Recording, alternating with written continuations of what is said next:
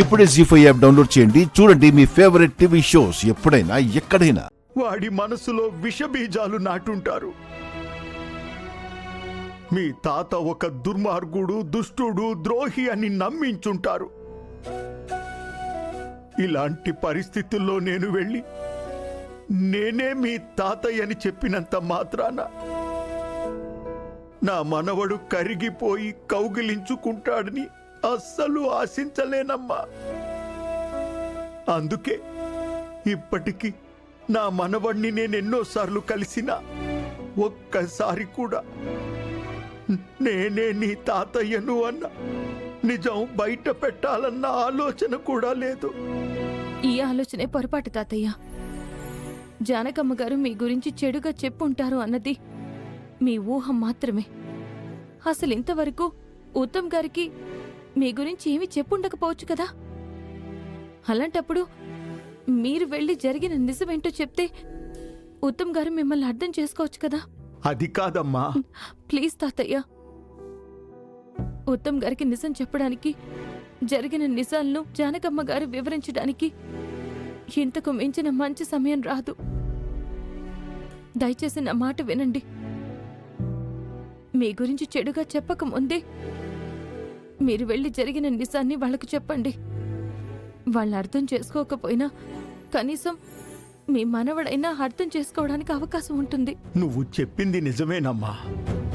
ఒకవేళ నేను చెప్పినా వాళ్ళు నన్ను అపార్థం చేసుకుంటే నీలాంటి ద్రోహిని, నీచుణ్ణి తాతయ్యగా అంగీకరించను. ఇక జీవితంలో నీ ముఖం నాకు చూపించకు అంటే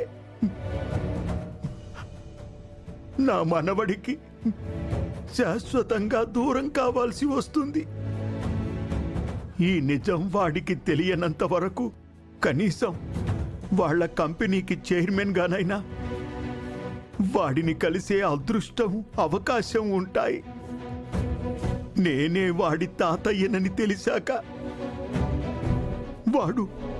వాడు నన్ను ద్రోహిగా చిత్రీకరిస్తే ఆ తర్వాత శాశ్వతంగా నా మనవడికి దూరం కావాల్సి వస్తుంది. తాతయ్య, ఇవన్నీ మీ భ్రమలు మాత్రమే. దయచేసి ఏమాత్రం ఆలస్యం చేయకుండా వెళ్దాం, పదండి. రండి తాతయ్య. అమ్మా మైథిలి, ఆగు. రండి. అమ్మా మైథిలి.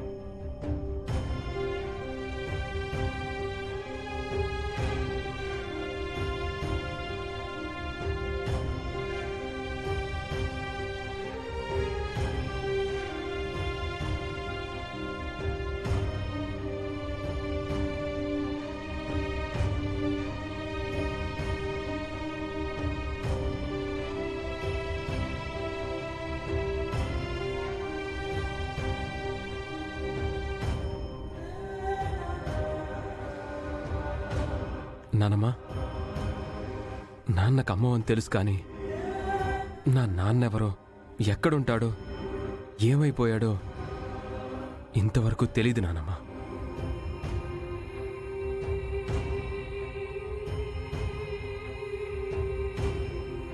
మా ముగ్గురమ్మల ప్రేమలో మునిగిపోయి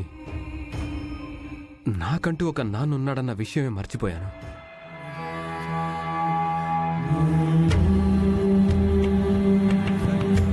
ఎవడో పరాయివాడు గుర్తు చేశాడు కాబట్టే మా తాతయ్య పేరు కూడా నాకు తెలియదన్న విషయం ఇప్పుడు తెలిసింది నానమ్మ.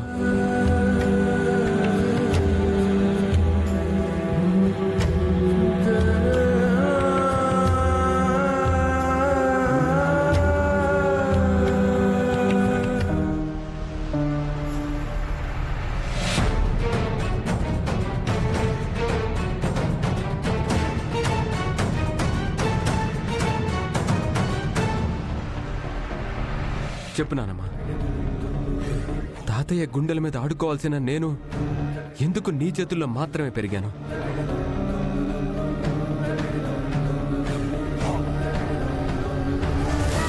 తండ్రి వేలు పట్టుకొని నడవాల్సిన నేను ఎందుకు నా ముగ్గురు అమ్మల కొంగు పట్టుకొని పెరిగాను?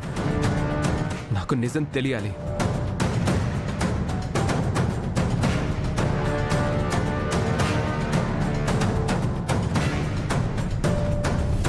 నా తండ్రి ఎవరు? ఎక్కడున్నాడు? అసలు ఉన్నాడా? చనిపోయాడా?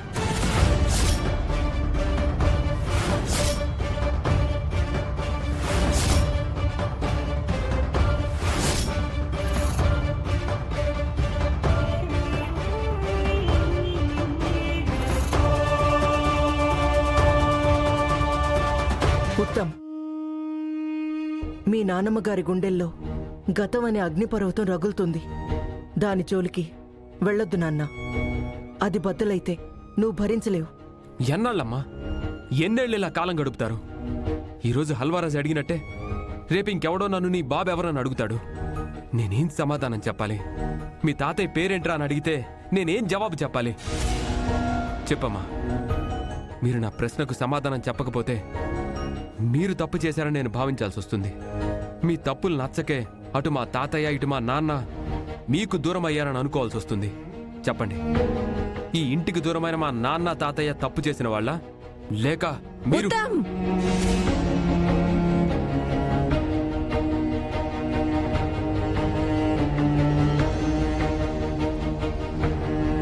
గతం చేసిన గాయం ఇంకా మానలేదు. దయచేసి గతం గురించి ప్రశ్నించి నన్ను బాధ పెట్టొద్దు.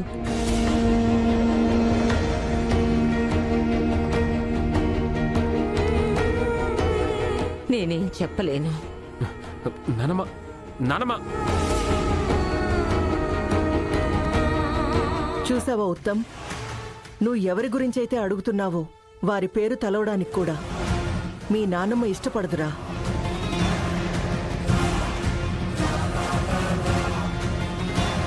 అందుకే నీ ప్రశ్నలకు మౌనమే సమాధానంగా వెళ్ళిపోయింది. కానీ నువ్వు క్యారెక్టర్ లేని మీ తాతయ్య గురించి అడిగి మా క్యారెక్టర్స్ని, మీ నాన్నమ్మని ప్రశ్నించావు. అందుకే చెప్తున్నాను, మీ తాతయ్య ఒక ద్రోహి.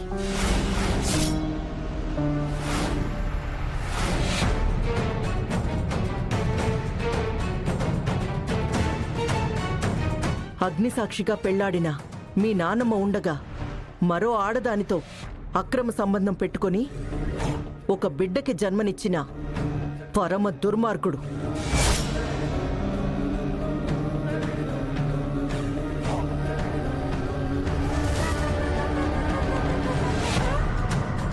ఏం చెప్తున్నావు అమ్మా? తాతయ్య మరొక అమ్మాయిని పెళ్లి చేసుకున్నాడా? అవును నాన్న, మరొక స్త్రీతో అక్రమ సంబంధం పెట్టుకుని కట్టుకున్న భార్యకి అన్యాయం చేశాడన్న కోపంతోనే మీ నాన్నమ్మగారు ఆయనతో తెగదెంపులు చేసుకున్నారు. ఇక జీవితంలో నీ మొహం నాకు చూపించొద్దని ఇంటి నుంచి బయటికి పంపించేశారు.